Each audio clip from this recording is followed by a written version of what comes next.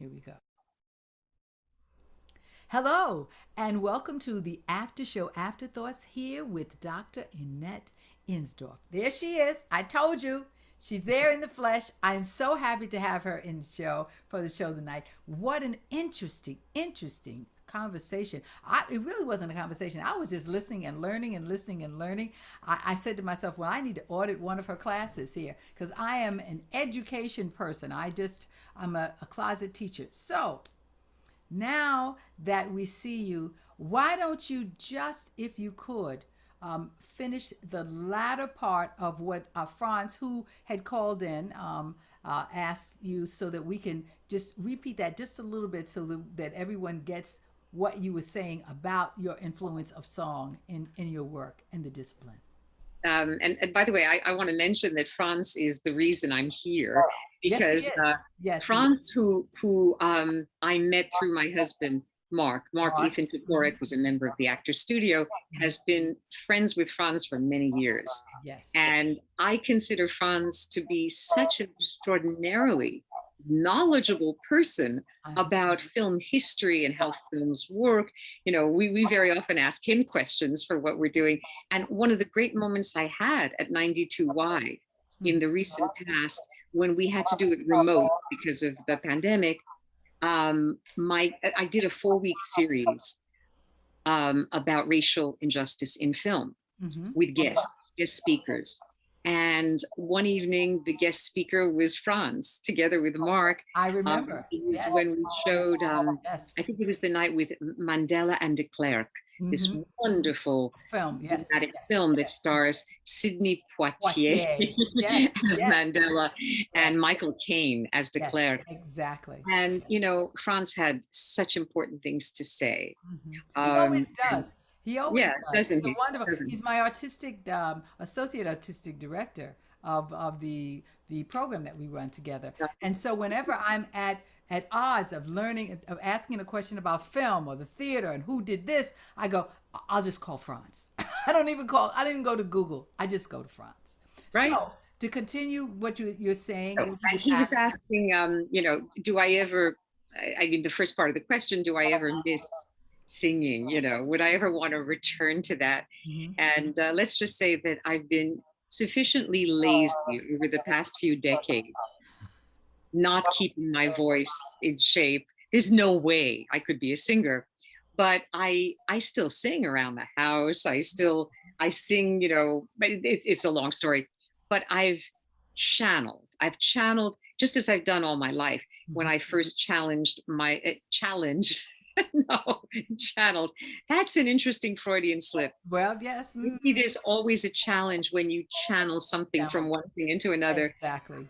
When it went from singing to literature, and then it went from literature to film. Exactly. And I love showing movies whose scores, whose soundtracks are not just rich, but narratively integrated with the films. So in my classes, that's what I spend time doing. Tomorrow I'm showing Cabaret.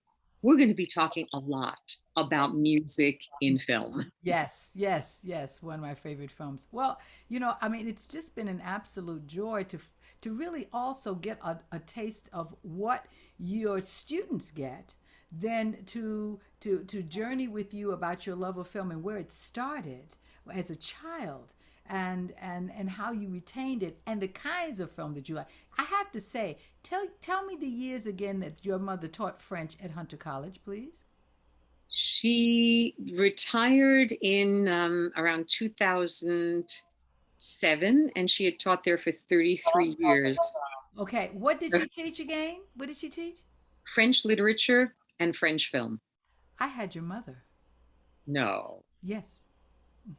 Seriously? Yes, I did. And I remember because when you said, you know, she made us, it was a very interesting class because she made us speak French all the time. We weren't allowed, and I could read it very well, and I couldn't speak it as well. When I finished her class, because she would discipline us, she would not allow us to speak about the books in English. I remember I remember. Oh, I oh, really do think. oh, so it wasn't a film class, it was a literature Yeah, it was a class. literature class. Oh, that sounds like my mother. Yes, it was a literature class, and I've been studying French since I was in what fourth, fifth grade because of the schools that my parents sent me to, and so when I could read it very very well, and she was pleased with that. She said, "Bubba, no no no, you're gonna have to speak it in my class." And I mean, even from the very beginning when you walked in the door, but it was such a wonderful. I haven't done it in such a long time now, but when you said it, I went, could it have been? But it was just like what you said. She was very delicate in her doing it. You didn't feel bullied. You didn't feel forced. You wanted to do it to please her. And it could be the same person, I believe. It could be if she had an accent in her French and her English. She had a sort of Polish Well, accent. I'm, I'm not saying anymore. Not saying. Okay. I'm not saying anything. But and I want you to know I got an A in the class. She did not give A's easily. You must have done a good job. I was really impressed by the fact that it was not just the literature. She was sharing the culture, and she wanted us to immerse us in the culture of it, and not to just she if you weren't you a lot of people took the class because they said, oh, this is an easy class, I know how to read French literature.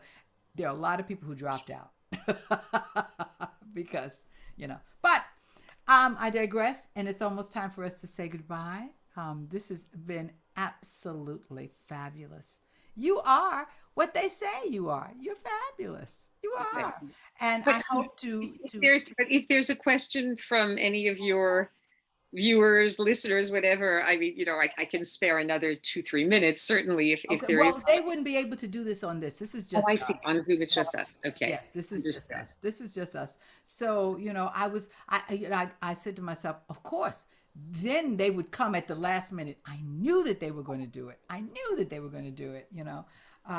But I've gotten 2 or 3 already texts that said it was absolutely fabulous and to thank you this No, evening. but Thank you. it's my pleasure. I was certainly gratified that people have been listening to me. I do not consider myself an artist, but I am deeply grateful that the arts have played such a shaping role in my life. Mm-hmm. It's and maybe being married to an actor also plays a role in this. I have a constant awareness Mm-hmm. of what actors do, what filmmakers do, what composers and musicians do, Mm-hmm. because they enhance our lives. I Yes. mean, these days we're bombarded with such negativity from politics and from the health world. And it becomes sometimes challenging to find meaning, to find, something to hold on to. And during the pandemic, it became increasingly visible Mm-hmm. that we desperately needed the arts. Yes. Whether it was Exactly. watching films or listening to music, or whether it was creating new forms of art using Zoom. Yes. I don't know how we could have done it without. Yeah. Without without it, you have no escape. I just find that sometimes being a singer myself, and I studied from the time I was 9 until my teacher died when he was 90 at Carnegie.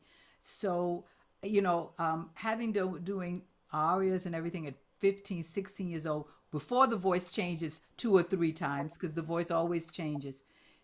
I can't even imagine what my life would be like if I couldn't, at some time or another, have some of the arts, and especially music. I was saying to somebody today, I said, it's time for me to sing again. I've been directing and I've been producing, and people say, Lynnie, aren't you ever going to? And I go, yeah, yeah. Sometimes you take a break. Don't be fooled that maybe not the voice that you train to have, but you always have that ability to interpret a song. And I Once think, upon a time, I was a mezzo. Now I'm an alto. well, the range is from my range is from first soprano to almost a baritone. So, and it depends, and it's hard to keep it all because you don't. There are not a lot of songs that give that. I usually sing some of my songs in male keys, and then add, do that modulation. But I'd love to play around with you one day with some music. We could have some good times. We could have some fun doing that. That would be absolutely fabulous. I think that you have gifted so many people with the opportunity to talk about the arts. And tonight, I feel so privileged that I provided just a small bit of time for people to learn about you and your contributions and how important they have been. So thank you. I can't even thank you enough. Thank you Thank so much. you It's very much. I wonderful, appreciate. wonderful to meet you. Wonderful, wonderful to meet you. And I hope to meet you in person, at one point in time. Uh, and thank you. It's been a pleasure this evening. It really Thank you has. very much. I wish you Thank the you, best. everybody, for coming into the After Show Afterthoughts here. It's after Lynnie Godfrey, Straight No Chaser, Dr. Annette Insdorf. Isn't she just fabulous? I told you she would be. Bye bye now, you all. Right.